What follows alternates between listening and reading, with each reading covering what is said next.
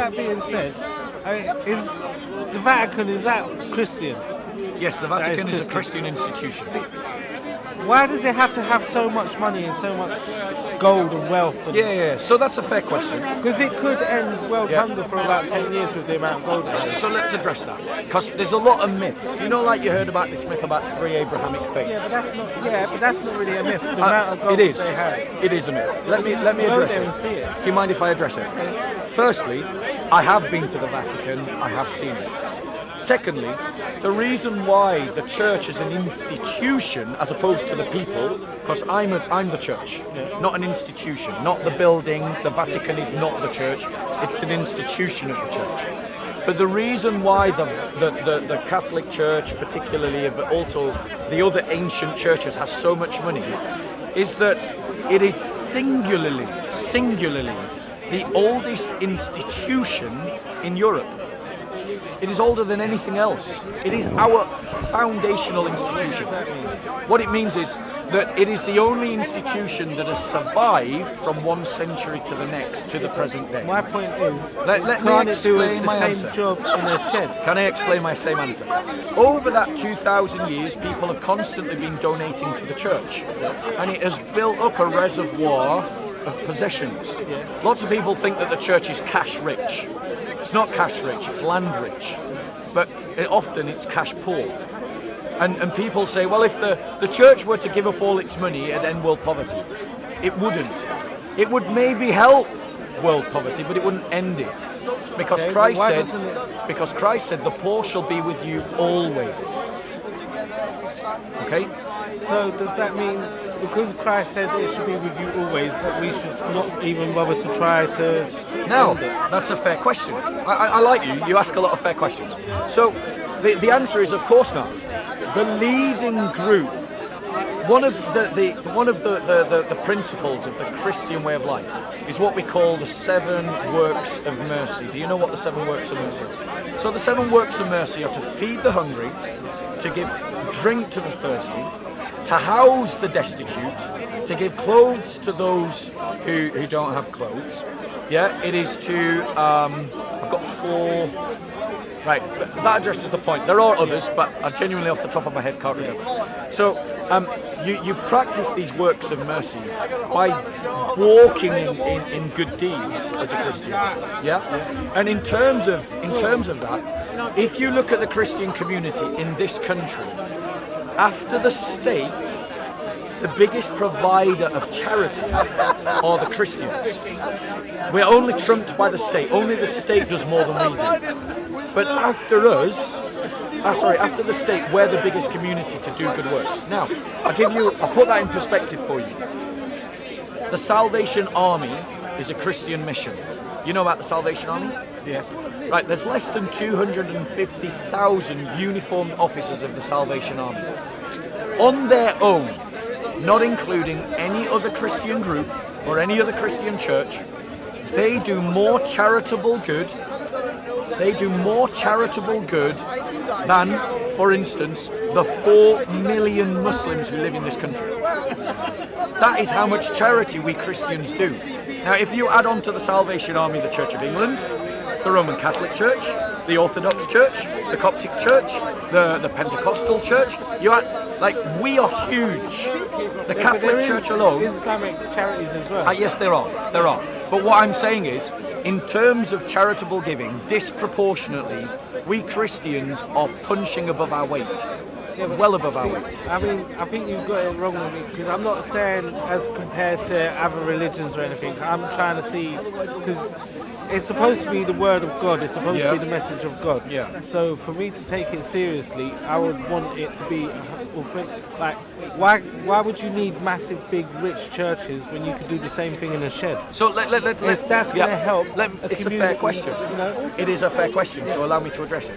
Okay, because I think, brother, that you're in danger of seeking a characterization of my faith rather than the genuine article. Okay? I want to tell you that I am not interested in what society says Christians should be. What I'm interested in is a faith that is built upon the prophets and the apostles, because the church is the pillar of truth. Now, historically speaking, Europe at one time was entirely Christian. Every single person was Christian in Europe. Now, when you've got the entire population are Christian, you need churches that are big enough to house them all, right? So what does the church do? Let me finish, bro. Let me finish. Historically, the church built churches to glorify God and to house the worshipping community. And that is why Europe historically is littered by huge churches. Okay? But it's also littered with huge megalithic sites, which were also places of worship and stuff like that. I'm not going to get distracted from your the main thrust of your argument is that we Christians, should not have built those churches.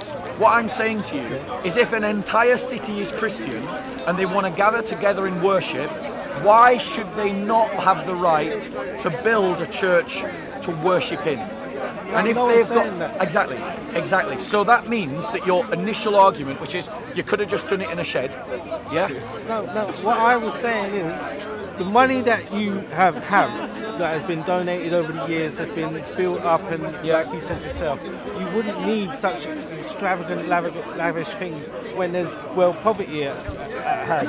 So why would you have all this massive land and big extravagant buildings? It's a historical bequeath. It is a historical bequeath by our forefathers. Our forefathers, when the whole of civilization in Europe was Christian, wanted to build buildings that honoured God, so they used the best of their resources and the best of... Bearing in mind, this is a communal effort. It wasn't that someone came along and said, you're going to do this. Which is fine if they wanted to do it. Is all being successful. Right. And Let's just bring us into the present, because these are historical bequeaths that we now enjoy. They house art. They house, they're still centres where people worship. There are still Christians worshipping in them. And they are places that are to the benefit of wider society. Has the Bible said to build these they up, are, or is it said to help your neighbours? So if you have one community that is successful, should they be building massive, extravagant buildings, or should they be going to the next community that might The Bible is completely silent about... It says love thy neighbour. Yes, absolutely. But you're not letting me finish my answer. The Bible, because what I'm inviting you to, brother, I'm not inviting you to a liberal characterization of Christianity, of the do-gooder Christianity. Oh, go out and help the poor because that's what a Christian should do. Christianity is a complete way of life. It is a complete way to order yourself, to discipline your life, and to order society. Okay? And if you read the scriptures carefully, whilst helping the poor is definitely important, it is most certainly important, which is why the Catholic Church alone is singularly the biggest non-governmental organisation providing aid across the world, after the UN. So in other words, all the nations of the world have to get together to provide something bigger than what the Catholic Church is doing on its own. All right? So I am not ashamed or embarrassed by the Christian community's commitment to fighting poverty. I'll give you an organisation you can get involved in if you're really concerned. They're called Christians Against Poverty. They are doing amazing work in the UK fighting poverty. And they need volunteers. They need people to join them. Churches right across this country are housing food banks, helping the poorest. Are they happy to take people that aren't religious? Yes, of course. In the fight against poverty, we'll ally with anyone who wants to fight against poverty. The Christians were the ones who launched, guided, supported, and saw through the millennial campaign. Do you know the Jubilee campaign? The Jubilee campaign was a campaign launched by the churches to cancel third world debt in the year 2000. Go and look it up. Right?